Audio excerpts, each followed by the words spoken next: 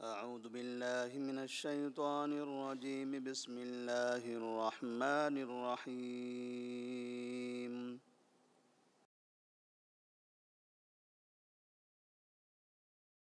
إن أول بيت وضع للناس للذي ببكة مباركا وهدى للعالمين فيه آيات بينات مقام إبراهيم ومن دخله كان آمنا ولله على الناس حج البيت من استطاع إليه سبيلا ومن كفر فإن الله غني عن العالمين.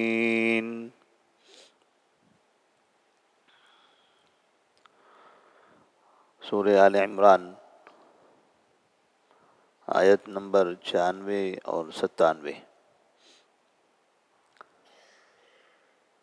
اللہ تبارک و تعالیٰ نے ان دو آیات میں یہودیوں کے ایک اعتراض کا ذکر فرمایا ہے اور ان کا رد کیا ہے کہ نبی کریم صلی اللہ علیہ وسلم جب مکہ سے ہجرت کر کے مدینہ منورہ تشریف لے گئے تو ابتدا میں تو آپ بیت المقدس کی طرف منہ کر کے نماز پڑھا کرتے تھے. تقریباً 16 مہینے گزر جانے کے بعد 1.5 سال کا عرصہ گزر گیا تو اس وقت اللہ تبارک و تعالیٰ نے آپ کو حکم دیا کہ فولی وجہک شطر المسجد الحرام. نماز کے وقت میں اب آپ مسجد حرام یعنی کعبے کی طرف منہ کر کے کھڑے رہا کرو. تو ابتدا میں جب مسلمان نماز پڑھتے تھے تو ان کا چہرہ بیت المقدس کی طرف ہوتا تھا. جب نماز کی فرضیت ہوئی تب بھی مسلمان بیت المقدس کی طرف منہ کر کے نماز پڑھتے تھے. مدینہ منورہ آئے تب بھی ان کا چہرہ بیت المقدس کی طرف ہوتا تھا. تو مدینہ سے بیت المقدس اور مدینہ سے کعبہ یہ دونوں مکمل مخالف سمت میں ہیں. مدینہ سے کعبہ جنوب میں ہے اور بیت المقدس شمال میں ہے. تو اس طرح سے آپ صلی اللہ علیہ وسلم پر جو اللہ تبارک و تعالیٰ نے یہ آیت نازل فرمائی کہ آپ کعبے کی طرف منہ کر کے نماز پڑھو تو یہودیوں نے اعتراض کرنا شروع کر دیا. صحابہ کے درمیان میں یہ کہنا شروع کر دیا کہ ابھی تک آپ لوگ جو ہمارے قبلے کی طرف منہ کر کے نماز پڑھتے تھے تو وہ نماز کا کیا حکم ہوگا. یہودی سمجھتے تھے بیت المقدس ہمارا قبلہ ہے. تو اسی طرح سے جب یہ کعبہ جب قبلہ تبدیل ہو گیا تو انہوں نے کہا ابھی تک آپ ہمارے قبلے کی طرف منہ کر کے نماز پڑھتے تھے, اب تم نے اپنا قبلہ بدل دیا ہے تو جتنی نمازیں بیت المقدس کی طرف منہ کر کے پڑھی گئی ہیں وہ نمازوں کا کیا ہوگا, کیا وہ نمازیں صحیح ہے یا غلط. اور پھر وہ یہ کہتے تھے کہ بیت المقدس یہ روئے زمین پر پہلی مسجد ہے اور یہ وہ جگہ ہے جہاں پر کئی انبیاء علیہم السلام آئے, حتیٰ کہ آخری نبی محمد صلی اللہ علیہ وسلم بھی معراج کے واقعے میں وہاں پر گئے تھے. تو اللہ تبارک و تعالیٰ نے یہ آیت نازل فرمائی ان اول بیت وضع للناس للذی ببکۃ مبارکا وہدی للعالمین. بیت المقدس دنیا کی پہلی مسجد نہیں ہے, دنیا کی پہلی مسجد کعبہ ہے. ان اول بیت وضع للناس, سب سے پہلا وہ گھر جو لوگوں کے لیے بنایا گیا تھا, للذی ببکہ وہ ہے جو بکہ ہے, مکہ میں ہے. مکہ کو پہلے بکہ کہا جاتا تھا. قرآن مجید میں اس کا پرانا نام بھی ذکر ہے اور نئے نام کا بھی تذکرہ ہے. للذی ببکہ, سب سے پہلا گھر جو بنایا گیا عبادت کے لیے وہ ہے جو مکہ میں ہے، مبارکن، اور وہ مبارک ہے، بابرکت جگہ ہے، وہ بابرکت شہر ہے، وَهُدًى لِّلْعَالَمِينَ،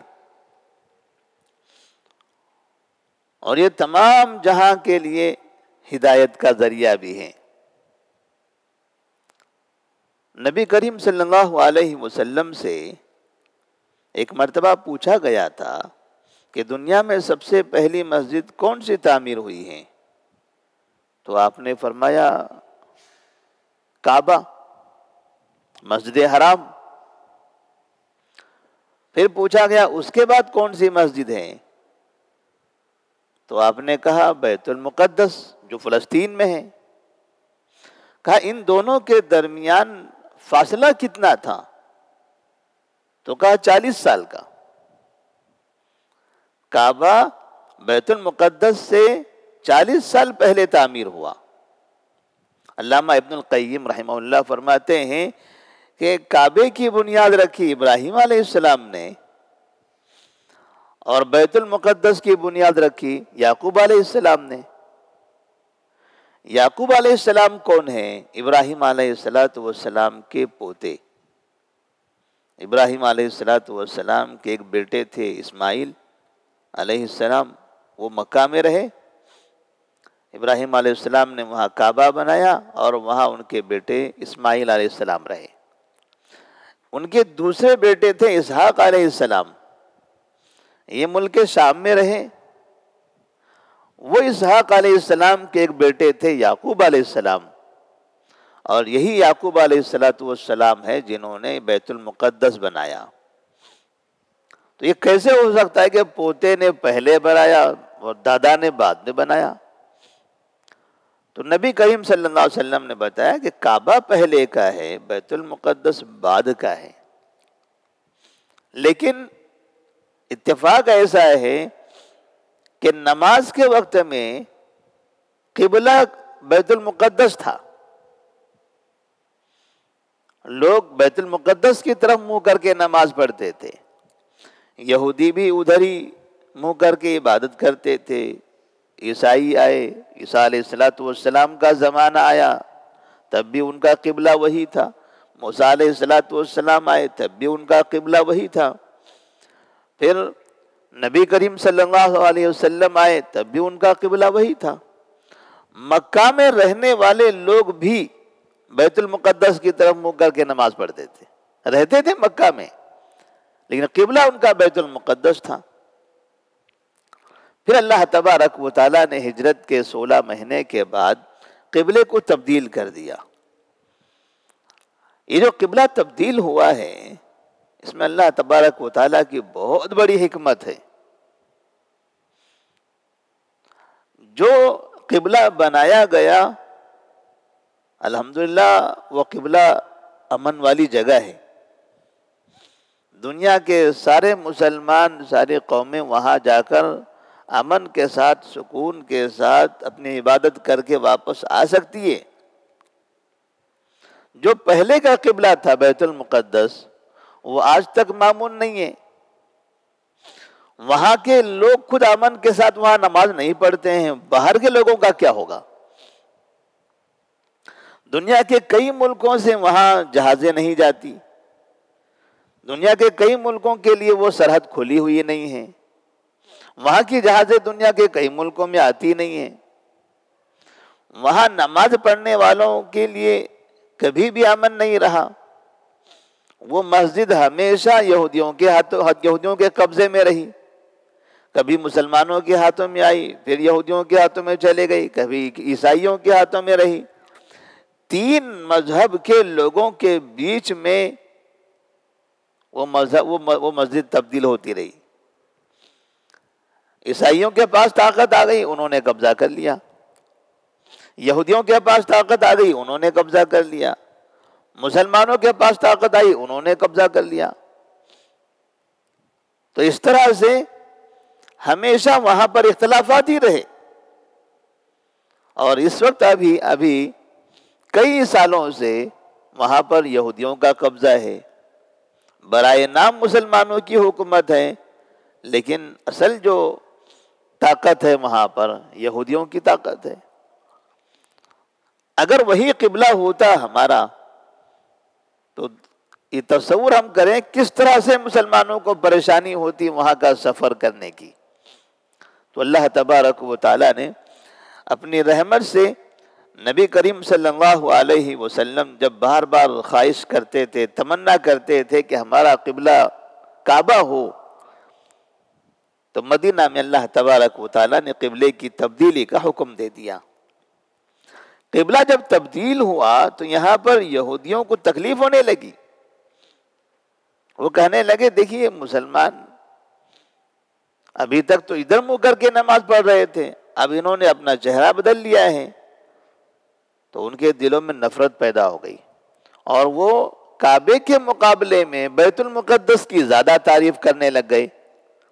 تو اللہ تبارک و تعالیٰ نے بیت المقدس کے مقابلے میں کعبے کی تعریف کر کے دکھا دیا کہ اصل جو قابل تعریف جگہ ہے وہ کعبہ ہے، بیت المقدس بھی ہے لیکن اس سے بڑھ کر کعبہ ہے۔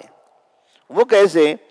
ان اول بیت وضع للناس، سب سے پہلی بات تو یہ کہ سب سے پہلا گھر یہ ہے جو مکہ میں ہے، پھر یہ مبارک ہے، یہ بابرکت جگہ ہے، اور یہ تمام جہاں کے لیے ہدایت کا ذریعہ، ہدایت کی جگہ ہے۔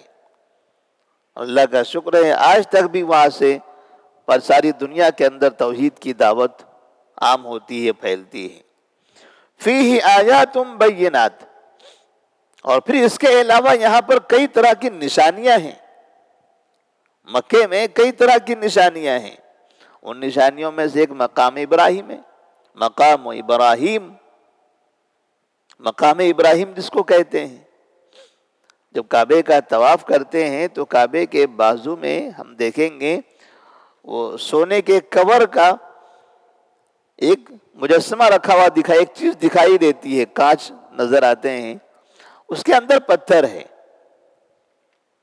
ان پتھروں پر ابراہیم علیہ السلام کے قدموں کے نشانات ہیں کہ جب ابراہیم علیہ السلام کعبے کی تعمیر کرتے تھے تو وہ پتھر پر کھڑے رہ کر آپ کعبے کی دیواریں بنایا کرتے تھے، تو وہ پتھر پر آپ کے قدموں کے نشانات پڑ گئے تھے۔ اب یہ کیسے ہوا؟ ایک انسان کسی پتھر پر کھڑا ہو اور پتھر پر قدموں کے نشانات آ جائیں؟ کیا ہم یہ کہیں گے کہ پہلے کے جو لوگ تھے وہ جب کسی پتھر پر کھڑے ہوتے تھے تو نشان پڑ جاتا تھا؟ ایسی طاقت تھی، ایسا وزن تھا؟ نہیں، ایسا نہیں تھا، بلکہ یہ اللہ تبارک و تعالیٰ کی طرف سے ایک معجزہ ہے۔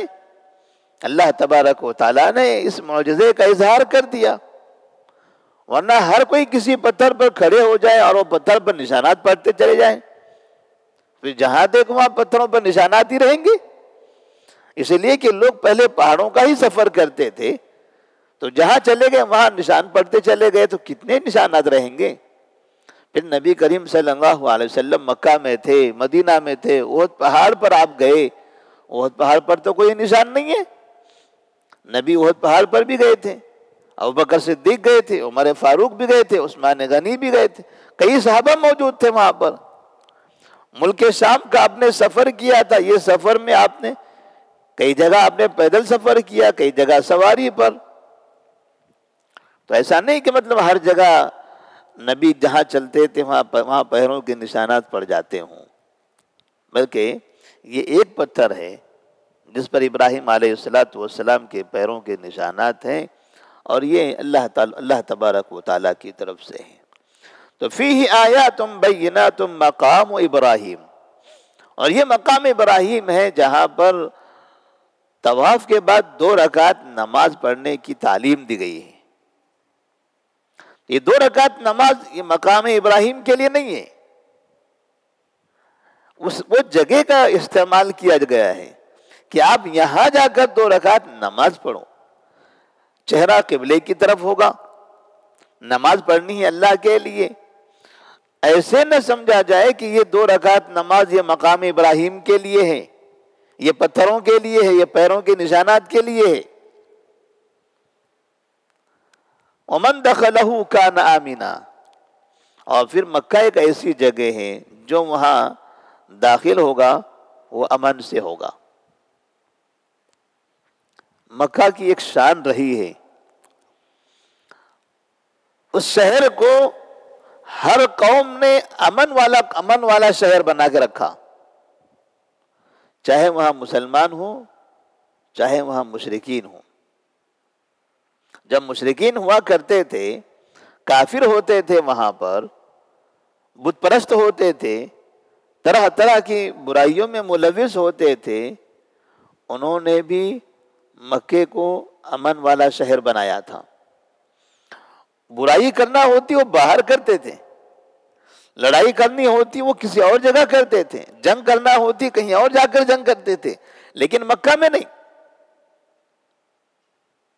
بت پرستی کرنے والے، شرک کرنے والے، خدا کو نہ ماننے والے، اللہ کی عبادت نہ کرنے والے، وہ بھی مکہ کا بہت بڑا احترام کرتے تھے۔ اللہ نے فرمایا ومن دخلہ کان آمنا، اس میں جو بھی داخل ہوتا تھا یا ہوتا ہے وہ امن سے رہتا ہے۔ وہاں پر جو قوم وہاں چلے جاتی ہے، عیسائی آئے انہوں نے قتل عام کیا، یہودی پہنچے وہ قتل عام مچانے لگے، مسلمان جب وہاں پر داخل ہوئے، مسلمانوں نے تو نہ یہودیوں کا قتل عام کیا نہ عیسائیوں کا، لیکن مسلمانوں کی حکومت کے وقت میں یہودی عیسائی باہر سے بغاوتیں کرنے لگے، یعنی اس کی حکومت کو بھی انہوں نے امن سے رہنے نہیں دیا، نہ خود حاکم بنے تو امن سے رہے، نہ مسلمانوں کی حکومت آئی تو انہوں نے وہ امن سے رہنے دیا، وہاں بغاوتیں کرنا شروع کر دی۔ لیکن مکہ مکرمہ امن والا شہر، اور ابراہیم علیہ السلام نے اس کے لیے دعا فرمائی تھی، رب اجعل ھذا البلد آمنا، اے میرے رب اس شہر کو امن والا شہر بنا دے۔ وَلِلَّهِ عَلَى النَّاسِ حِجُّ الْبَيْتِ مَنِ اسْتَطَاعَ إِلَيْهِ سَبِيلًا، اور اللہ کی خاطر لوگوں پر بیت اللہ کا حج کرنا فرض ہے، مَنِ اسْتَطَاعَ إِلَيْهِ سَبِيلًا، جو وہاں جانے کی طاقت رکھے، جس کے پاس وہاں جانے کا راستہ موجود ہے، طاقت موجود ہے، استطاعت ہے، تو اس پر بیت اللہ کا حج کرنا فرض ہے۔ بیت اللہ کا حج یہ ارکان اسلام میں سے 5واں رکن ہے۔ نماز سب سے پہلے توحید ہے، پھر نماز ہے، پھر روزہ ہے، پھر زکوٰۃ ہے، پھر حج ہے۔ حج اسلام کا 5واں رکن ہے، لیکن اللہ تبارک و تعالیٰ نے اس رکن کے لیے یہ سہولت دے رکھی ہے کہ آدمی جب استطاعت ہو اس کے پاس تبھی اس کے اوپر فرض ہوگا، اگر وہ اس کے پاس استطاعت نہیں ہے تو حج فرض نہیں ہوگا۔ دنیا میں کتنے مسلمان ہیں کعبے سے کتنے دور دور کے فاصلے پر رہتے ہیں، ہم بھی کئی ہزار کلومیٹر کے فاصلے پر ہیں۔ اتنے دور سے مکہ کا سفر کرنا، کبھی پانی کی جہازوں سے تو کبھی ہوائی جہازوں سے تو کبھی دوسرے طریقے سے، یہ حقیقت میں مسلمانوں کے لیے واقعتاً ایک مشکل سفر ہے۔ اس کے لیے پیسہ بھی درکار ہے، اس کے لیے وقت بھی درکار ہے، اس کے لیے صحت بھی درکار ہے۔ جب یہ ساری چیزیں ایک ساتھ ہو سکتی ہیں تب جا کے مسلمان وہاں پہنچتا ہے اور آسانی سے حج کر لیتا ہے۔ کتنے ایسے جن کے پاس پیسہ جسمانی اعتبار سے طاقت ہے، صحت اچھی ہے، وقت بھی ہے، لیکن پیسہ نہیں ہے، پیسہ نہیں ہے ان کے پاس اتنا دور سفر کرنے کا۔ حج فرض نہیں ہے ان کے اوپر، انہیں افسوس کرنے کی کوئی ضرورت نہیں ہے۔ اللہ تبارک و تعالیٰ نے یہ شرط لگائی ہے، من استطاع الیہ سبیلا، استطاعت ہو وہاں جانے کی تب اس کے اوپر فرض ہے۔ تو اگر استطاعت نہیں ہے تو فرض نہیں ہے، اور فرض نہیں ہے اس کا مطلب یہ ہوا کہ وہ یہ نہ سمجھے کہ میں حج نہیں کر سکا میں گنہگار ہو جاؤں گا، گنہگار نہیں ہوگا۔ وہ حج نہیں کیا اس لیے کہ اللہ تعالیٰ نے اس کے اوپر حج فرض کیا ہی نہیں ہے۔ جب وہ عبادت فرض ہوگی اور پھر وہ عبادت ہم نہ کریں تب گناہ ہوگا. لیکن نماز جو اسلام کا دوسرا رکن ہے وہ ایسی عبادت ہے کہ وہ ہر حالت میں ہر جگہ فرض ہے، ہر ایک کے اوپر فرض ہے. اس کی فرضیت ہر ایک کے لیے ہے. روزے کی فرضیت اس کے لیے بھی خاص شرطیں ہیں. مسافر ہے یا بیمار ہے تو ایسی صورت میں وہاں تھوڑی سی چھوٹ دی گئی ہے. زکوٰۃ ہے تو اس کے لیے مالداری کا ہونا شرط ہے، صاحب نصاب کا ہونا شرط ہے. ہر ایک کے اوپر زکوٰۃ فرض نہیں ہے. اور اگر حج ہے تو حج کے لیے بھی اس طرح کی شرط ہے. ابھی ہم دیکھ رہے ہیں کہ بعض مرتبہ حج کو جانے کے لیے لوگ الگ الگ طریقے اپنا رہے ہیں. ابھی ہندوستان میں ایک واقعہ مشہور ہو گیا ہے. ایک شخص کیرلا سے نکلتا ہے اور پیدل سفر کرتا ہے مکے کا. ابھی اس نے مکے کا سفر شروع کیا ہے، اپنے علاقے سے وہ نکل گیا، پہنچے گا کب نہیں پتا. لیکن حج کب کرنا ہے اس کو؟ آنے والے سال. حج تو ابھی ختم ہوا، ابھی ختم ہو کے مہینہ بھی نہیں ہوا، یعنی پورے 12 مہینے باقی ہیں. یعنی اب اس شخص کا جب سفر مکمل بھی ہوگا تو اس کو آئندہ ذی الحجہ کے مہینے کا انتظار کرنا پڑے گا. اگر وہ پہلے پہنچ گیا تو انتظار کرے، اور اگر نہیں پہنچ سکا تو پھر وقت ختم ہو جائے گا. پہلے بھی اگر پہنچ جاتا ہے تب بھی اس کو ذی الحجہ کے مہینے کا انتظار کرنا پڑتا ہے. مطلب یہ ہوا کہ 12 مہینے سے پہلے تک اب وہ عبادت نہیں کر سکے گا. تو اس کے لیے 12 مہینے اس کو انتظار کرنے ہیں. تو ایک آدمی اپنے گھر سے نکلتا ہے اور حج کے لیے پورا سال گزار دیتا ہے. پورا سال صرف سفر میں گزارے. اگر پہلے بھی پہنچ گیا تو وہاں جا کے انتظار کرتا رہے. تو اس طرح سے اس میں وقت کا ضیاع ہے کہ آدمی اپنی زندگی کا ایک بڑا عرصہ صرف سفر میں گزار رہا ہے،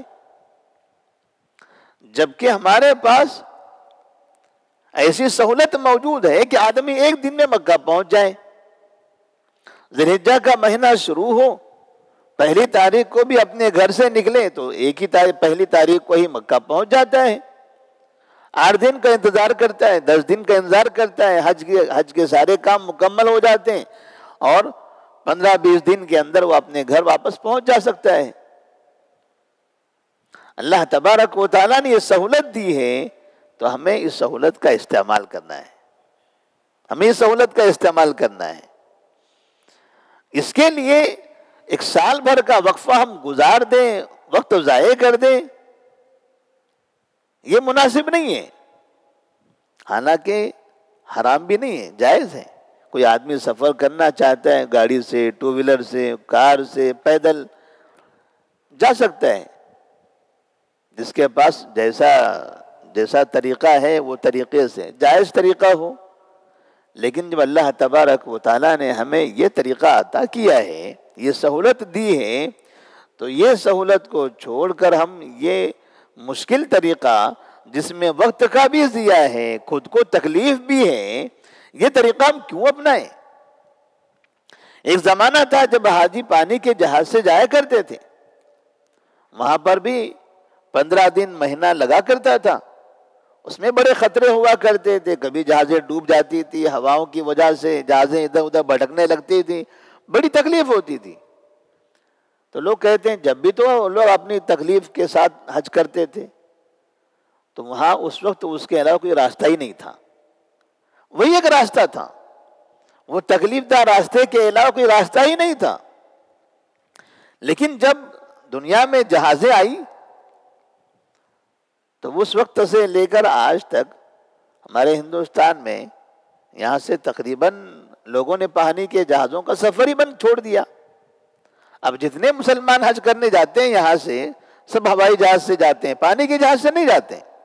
کوئی یہ نہیں کہتا چلو اب 1 مہینے کا سفر کرتے ہیں سمندر کے اندر. آہستہ والی جہاز ہے، جو ڈوبنے والی جہازیں ہیں، جو ہواؤں سے ادھر ادھر بھٹکنے والی جہازیں ہیں، پہلے جو ایسی ہوا کرتی تھی، ایسی جہازوں سفر کریں گے تاکہ تکلیف دیکھے تو اللہ یاد آ جائے. کوئی بھی یہ سب نیت نہیں کرتا ہے. سب یہ سوچتے ہیں کہ کون سا راستہ آسان ہے، کون سی جہازیں، کون سے ملک کی جہازوں کا سفر کرنے سے ہم آسانی سے پہنچ سکتے ہیں، کس جہاز کے اندر اچھی سہولتیں ہوتی ہیں. تو ایسی سہولتوں کا اہتمام کر کے آدمی پہنچتا ہے. اصل کیا ہے؟ اصل سفر نہیں ہے، اصل وہ عبادت ہے. اصل وہ عبادت ہے. عبادت کو جانے کے لیے سال لگانا اور چند دن کی عبادت، چند دن کے لیے وہاں عبادت کرنا، پھر واپس آنے کے لیے سال لگانا، ایک مہینے لگا دینا، تو اس کو عقل مندی نہیں کہتے. لوگ اسے بہت بڑا نیک کام سمجھ رہے ہیں. حالانکہ جو حاجی ایک دن میں جاتا ہے وہ زیادہ نیک کام ہے. وہ زیادہ نیک کام ہے کہ اس نے اپنے گھر والوں کا بھی وقت ضائع نہیں کیا اور خود کو بھی زیادہ تکلیف نہیں دی. اللہ نے جو نعمت عطا کی ہے اس نعمت کا استعمال کیا. وَأَمَّا بِنِعْمَةِ رَبِّكَ فَحَدِّثْ. آپ کو اللہ نے جو نعمت دی ہے اس نعمت کا استعمال کرو. آپ کو کہیں جانے کے لیے اگر ٹو ویلر موجود ہے تو آپ کہیں نہیں میں ٹو ویلر نہیں. پیغمبر آدم علیہ السلام ٹو ویلر سے جاتے تھے کیا؟ چلے ہم پیدل چلتے، ہمارے پہلے باپ دادا پیدل سفر کرتے تھے، ہم نکلتے ہیں پیدل. تو ایک کام کریں، روزانہ آفس کو پیدل جایا کریں. زندگی میں ایک بار حج کے لیے آپ پیدل جانا چاہتے ہیں تو ڈیلی آفس کو پیدل جایا کریں، یا اپنے سسرال پیدل جاتے رہیں. 500 کلومیٹر دور آپ کے سسرال ہے تو وہاں پیدل سفر کریں، آنا جانا پیدل سفر کر لیں. نہیں کر سکتا ہے آدمی. تو بہتر ہے کہ اللہ تبارک و تعالیٰ نے جو سہولت عطا کی ہے وہ سہولت کا ہم استعمال کریں. وَلِلَّهِ عَلَى النَّاسِ حِجُّ الْبَيْتِ مَنِ اسْتَطَاعَ إِلَيْهِ سَبِيلًا. تو بیت اللہ کا حج ان لوگوں کے لیے فرض ہے جو وہاں جانے کی استطاعت رکھتا ہے، طاقت ہے. طاقت میں کیا چیزیں شامل ہیں؟ ایک تو صحت، دوسرا زادِ سفر، وہاں جانے تک کا خرچ، کھانا پینا ہے، جو ٹکٹ کا جو بھی خرچ ہو سکتا ہے وہ خرچ موجود ہو. اور اگر عورت ہے تو عورت کے لیے پھر محرم بھی ہے. تو اس طرح سے اگر یہ چیزیں اس کے پاس موجود ہیں تو اس کے اوپر حج فرض ہو گیا. کتنے ایسے مسلمان ہیں جن کے اوپر حج فرض ہوتا ہے اور وہ حج نہیں کر پاتے ہیں. جیسے ہمارے اوپر نماز فرض ہے تو کتنے ایسے مسلمان ہیں جو فرض نماز نہیں پڑھتے. تو ہم یہ بتاتے ہیں کہ فلانے نمازیں چھوڑی، فلانے نمازیں چھوڑی، فلانے نمازیں چھوڑی. یہ محلہ دیکھیے کتنا بڑا ہے، مسجد کتنی بڑی ہے، مصلی کتنے کم ہیں، اتنے لوگ کہاں چلے گئے، اتنے مسلمان کہاں ہیں، سب بے نمازی، کیا ہوگا قیامت کے دن. ایسے ہی جب آپ حج کے بارے میں غور کرو تو پتہ چلے گا کئی لاکھ مسلمان ہندوستان کے اندر ایسے ہیں جن پر حج فرض ہو چکا ہے، وہ حج نہیں کر رہے ہیں. حج کی فرضیت کے لیے ہندوستان میں ایک شرط ہے. وہ شرط کیا ہے؟ بوڑھا ہو جانا. جب ریٹائر ہو جائیں تمام کاموں سے، تمام بچوں کی شادیاں کر لیں، گھر بنا لیں، اب کوئی کام نہیں رہ گیا، ہوٹل سے مسجد، مسجد سے ہوٹل اور ادھر ادھر چوراستے پہ بیٹھے رہنا، یہی کام رہ گیا ہے. تب کہتے ہیں ہاں اب اس کے اوپر حج فرض ہو گیا، چلیے ان کو حاجی صاحب بنا دیتے ہیں. آدمی 25 سال کا ہے تب بھی حج فرض ہوتا ہے، 20 سال کا ہے تب بھی حج فرض ہوتا ہے. اگر 20 سال کا ہے، اس کے پاس اتنا پیسہ موجود ہے کہ وہ جا کے سفر کر کے آرام سے آ سکتا ہے تو اس کے اوپر حج فرض ہو گیا ہے. اگر کبھی 20 سال کے بعد 40 سال کی عمر کو پہنچتے پہنچتے وہ غریب بن گیا، پھر بعد میں حج کرنے کی طاقت نہیں رہی، وہ گنہگار ہوگا. حج کی فرضیت کے باوجود حج نہ کرنے کا. اس لیے کہتے ہیں کہ حج میں تاخیر نہیں کرنا چاہیے، جب حج فرض ہو جائے تب حج کرنا ہے. اس کے لیے دنیا کے کاموں کے ختم ہونے کا انتظار نہیں کرنا ہے. کتنے لوگ مصروفیتوں کے ختم ہونے کا انتظار کرتے ہیں اور مصروفیت ختم ہوتے ہوتے ان کی زندگی ختم ہو جاتی ہے، وہ حج نہیں کر پاتے ہیں. حج نہیں کریں گے. نبی صلی اللہ علیہ وسلم نے فرمایا جو شخص استطاعت کے باوجود حج نہ کرے تو وہ چاہے یہودی ہو کر مرے یا نصرانی ہو کر مرے، ہمیں اس کی کوئی پرواہ نہیں ہے. عمر فاروق رضی اللہ تعالیٰ عنہ کا یہ طریقہ تھا